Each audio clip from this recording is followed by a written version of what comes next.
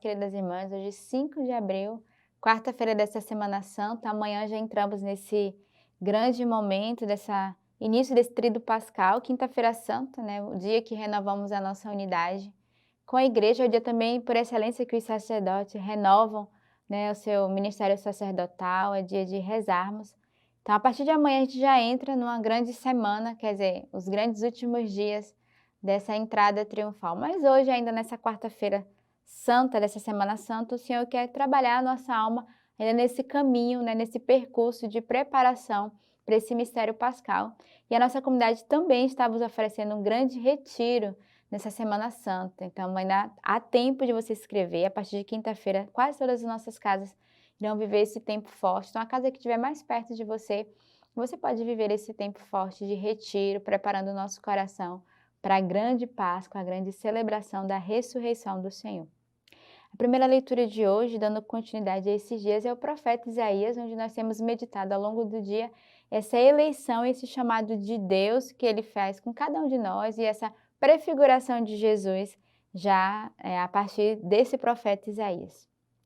O Senhor me deu uma língua de discípulo, para que eu soubesse trazer ao cansado uma palavra de conforto.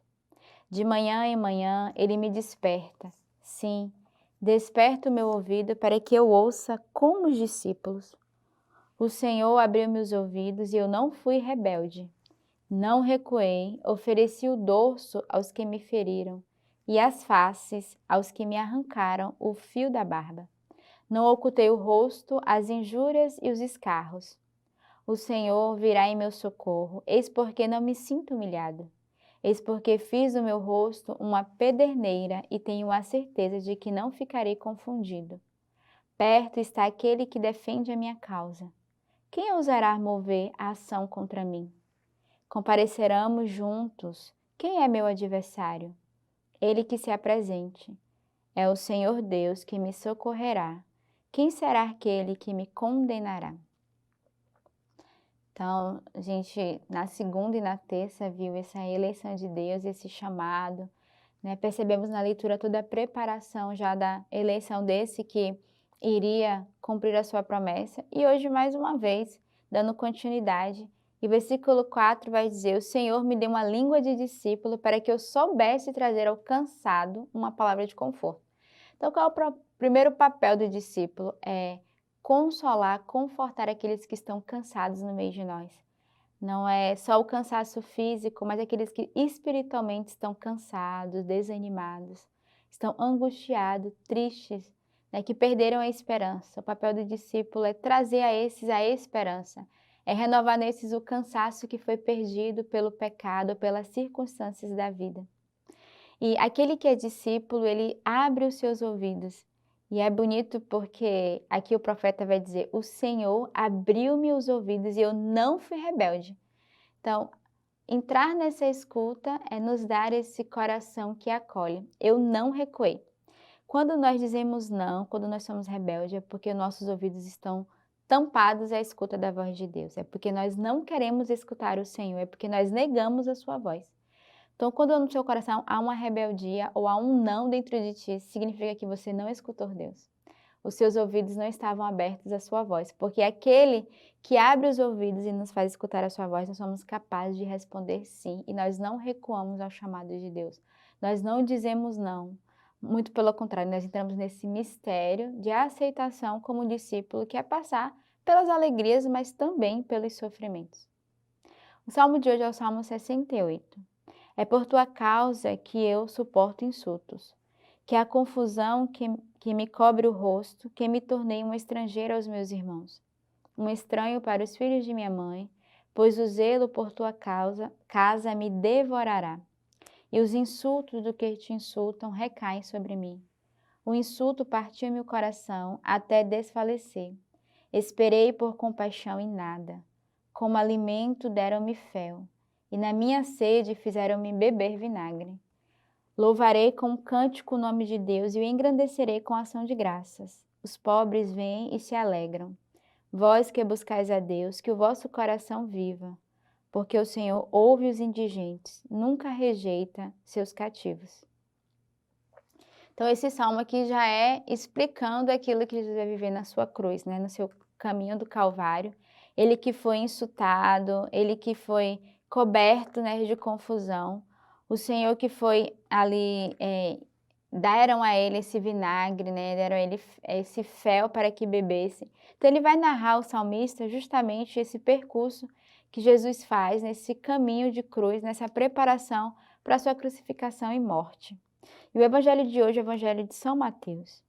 Então um dos 12, chamado Judas Iscariotes, foi até o chefe dos sacerdotes e disse: O que me darei se eu entregar?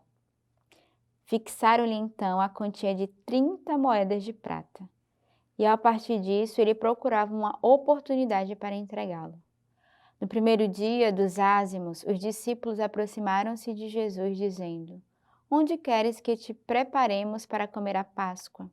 Ele respondeu: Ide à cidade, à casa de alguém, e dizer-lhe: O mestre diz: O meu tempo está próximo. Em tua casa irei celebrar a Páscoa com os meus discípulos. Os discípulos fizeram como Jesus lhe ordenara e prepararam a Páscoa. Ao cair da tarde, ele pôs-se à mesa com os 12. E enquanto comia, disse-lhe: Em verdade vos digo que um de vós me entregará. Eles, muito entristecidos, puseram-se um por um a perguntar-lhes: Acaso sou eu, Senhor?